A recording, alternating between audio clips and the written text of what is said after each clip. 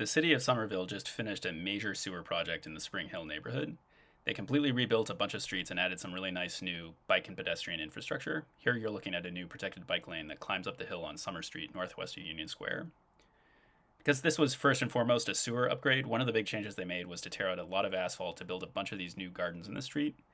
These are designed to absorb runoff and keep rain out of the city's sewers, but as you can see here, they also narrow the street to slow down traffic and make the crosswalks shorter and safer. And those crosswalks have also been raised up so they're more visible and act as a small speed bump for drivers.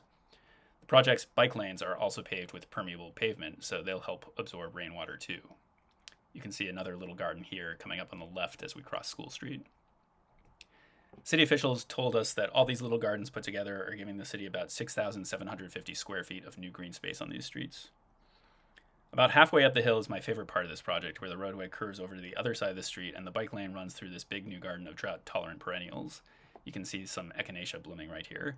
And on the sidewalk to the right, you can see some of the dozens of new trees they've planted along the sidewalks.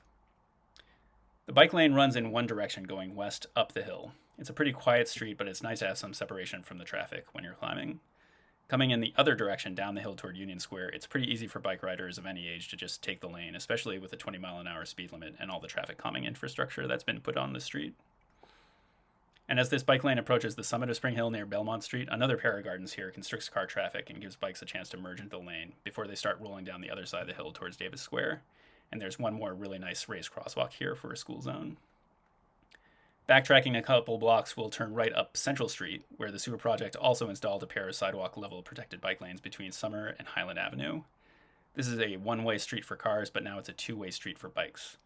This is what it looked like before from Google Street View, and this is the same intersection today.